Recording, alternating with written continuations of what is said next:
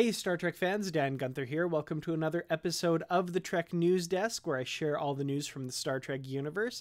Some big news for Star Trek Discovery. We're of course less than a week away, and I tell you, I can't be more excited. So let's get right into the news today. On Tuesday, CBS hosted a gala Star Trek Discovery red carpet premiere in Hollywood. While the carpet wasn't actually red, by all accounts, everything else failed to disappoint. Guests were able to see the entire 2-hour premiere event, and here are just a few of their impressions. First off, TrekMovie.com tweeted, "Quick spoiler-free review of Star Trek Discovery 2-part premiere. Truly cinematic and steeped in Trek lore. Lots of action and backstory. Surprisingly light at times with Saru/Burnham dynamic a standout. Klingons truly alien. Effects, costumes, production impressive. Some elements sure to spark debate, but expect most fans will be ready for more." They will be posting a full review on Sunday. Of course, there is an embargo on spoiler-filled reviews of Star Trek Discovery. Nonetheless, all of the reactions seem to be very positive so far. TrekCore.com also shared their thoughts on Twitter with a quick non-spoilery thoughts on the Star Trek Discovery premiere. Actor Doug Jones as Saru is great. Lot more to him too than just sensing death seen in promos. Burnham is truly the center of this series, and Sonequa Martin Green has what it takes. Visual effects work is very stunning. Everything in the trailers definitely in-progress versions of the effects. Any worries about stilted dialogue in teasers can be forgotten, definitely affected by editing for ads. If you liked the theme song, just wait until you see it paired with the opening credits sequence. Can't wait to see it for myself, but again, these reactions seem very positive.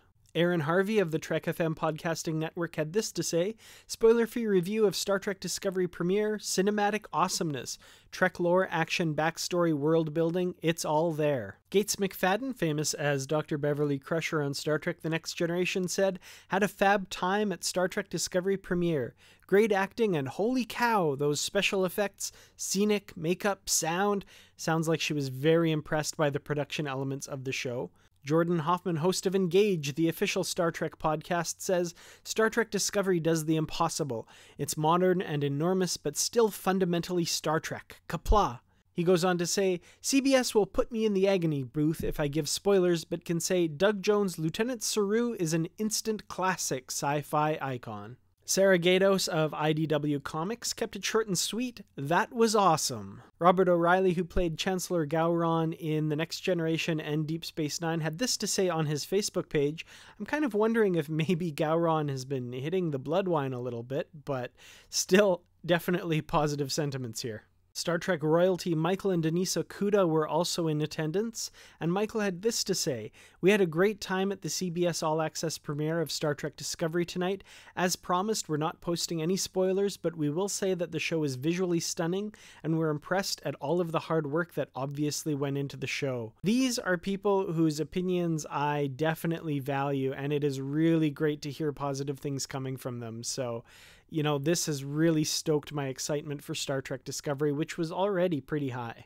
Granted, it is a self-selecting group, but still the overwhelming consensus seems to be that Discovery is amazing. At this point, I have to wonder, is anyone still taking that Midnight's Edge BS seriously? Speaking of which, fellow Trek YouTuber Tex-Trek made a video that takes each of Midnight's Edge's claims about Discovery over the past few months and examines them critically. Check it out, it's a long one, but definitely worth it for the examination of the so-called rumors. Remember the after show that was going to be coming on after Star Trek Discovery, originally called Talking Trek?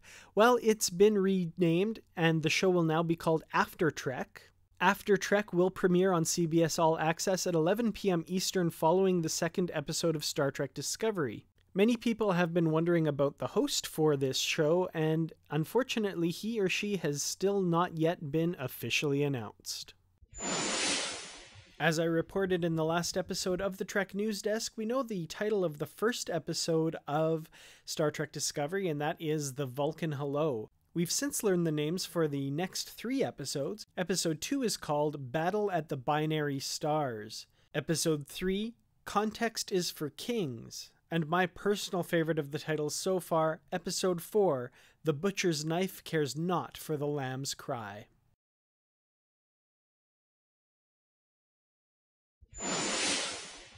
Finally, I want to close out today's show with a picture from Eaglemoss Starship's collection of their prototype for the USS Discovery. This looks like a really cool model. I really do like this updated design that they've come up with for the Discovery.